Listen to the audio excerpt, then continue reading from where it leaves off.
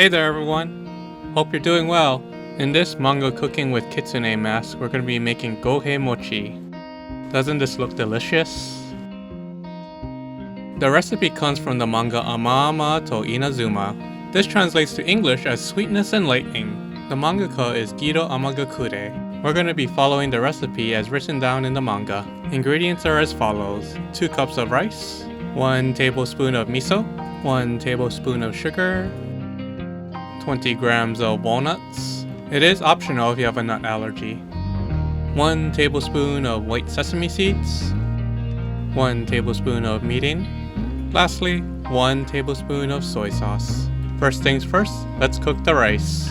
No, we're not gonna make burned rice like Kotori did before we make our Gohei Mochi.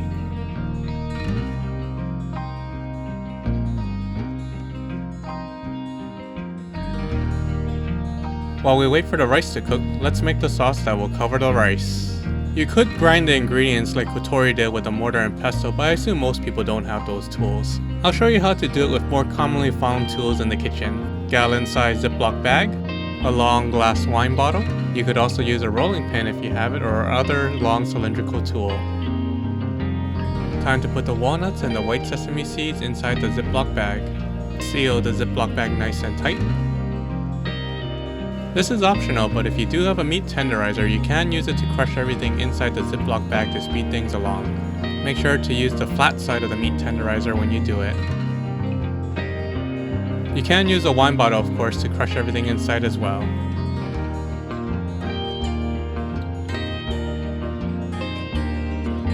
After the walnuts and sesame seeds have been nicely crushed, we'll take it out of the Ziploc bag and put it into a bowl to be mixed with other ingredients.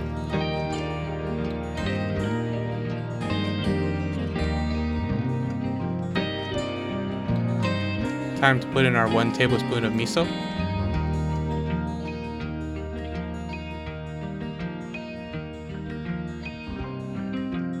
Next is a 1 tablespoon of mirin, 1 tablespoon of soy sauce, 1 tablespoon of sugar.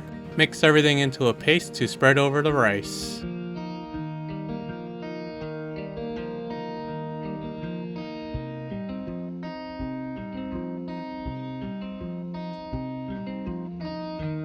Take the cooked rice and put into the same Ziploc bag that we used to crush the walnuts and sesame seeds. Remove some of the air from inside the Ziploc bag, then seal it tight. Get your wine bottle and start rolling and pounding on the rice. Keep rolling and pounding on the rice until it becomes more of a mochi-like consistency.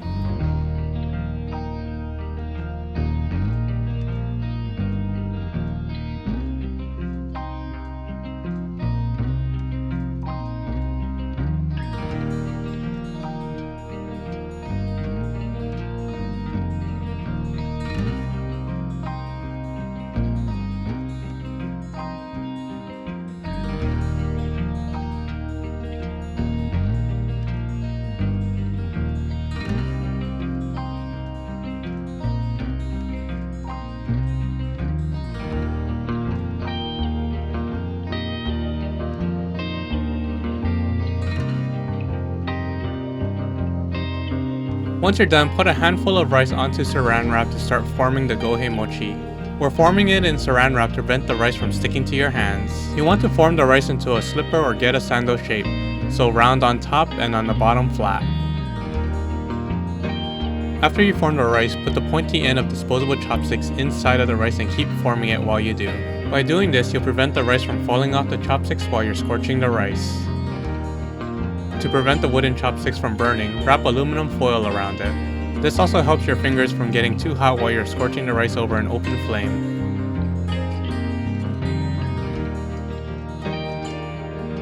As some people don't have a gas stove, I'll show you how to cook the Gohei Mochi with the toaster oven first. After that, we'll switch to the gas stove method, just like the manga. You're going to either make 5 or 6 Gohei Mochi depending on how much rice you use when you are forming it. After you formed all your Gohei Mochi, you're going to put it on a toaster oven rack. Preheat your oven to 400 degrees Fahrenheit or 204 degrees Celsius. After your oven has warmed up, put the Gohei Mochi rack in the oven for 10 to 15 minutes or until the rice on the outside has slightly browned. 10 to 15 minutes later. We take the Gohei Mochi out of the toaster oven and we can see it is slightly brown and crispy on the outside. Now let's cover the rice with the sauce we made earlier. To prevent the oven rack from becoming a sticky mess, we're only going to be doing one side for the toaster oven method.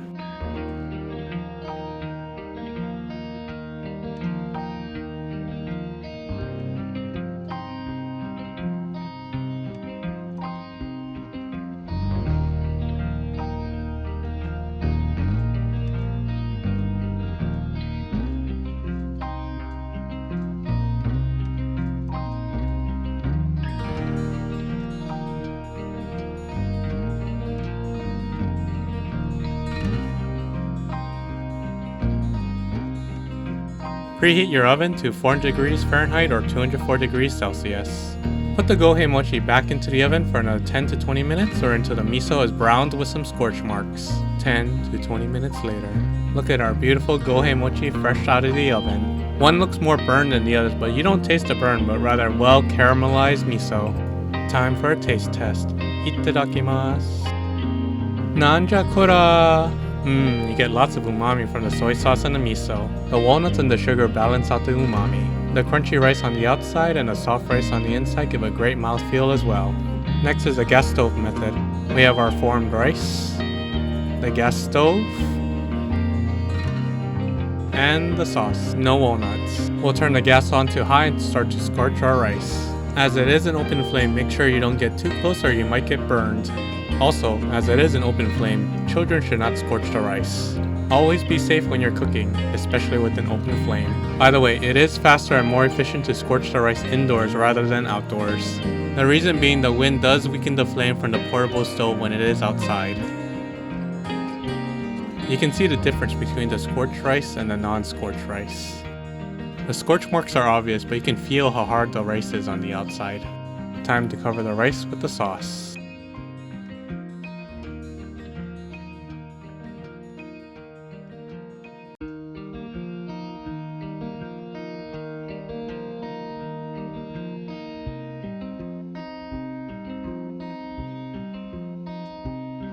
Scorch some miso outside and you'll have a beautiful and delicious Gohei Mochi. Itadakimasu! Nanja kora! Oishii! Now that we're done cooking, let's talk a bit about the chapter where this recipe comes from. In this chapter, Tsumugi and her dad Kohei go to a local festival to have some fun. Unfortunately, while Kohei was lost in thought, he also lost Tsumugi in the big crowd at the festival. When he finally found her, he started to yell at her for getting lost in the crowd. Of course, this would upset Tsumugi as she rarely got yelled at by her dad. She cried really loudly and wouldn't stop crying. Kotori offered her home to go to calm Tsumugi down as it was close by. Kotori tried to make the two reconcile by having a delicious pot of clay rice, but unfortunately that ended up getting burned. Though the burned rice did lead to Gohei Mochi, which did the trick. This actually happened between me and my parents too, so I can relate. Once it was at a museum and another time at a theme park. This was before cell phones became more common, so my parents had no way to contact me when I got lost. I did not stay lost for very long, but when my parents did find me, I did get yelled at. The young me did not understand why my parents were upset as I was just distracted, which is why I got lost. Just like Tsumugi. Now that I'm older, I understand why my parents were upset. Not only was I a lost child, but I could have also been hurt, or maybe even kidnapped, but they wouldn't know because they don't know where I am. The fear of the unknown is a scary thought. Has anything like that ever happened to you? You being the parent or the child? Hope you enjoyed making the Gohei Mochi. Until next time, see ya!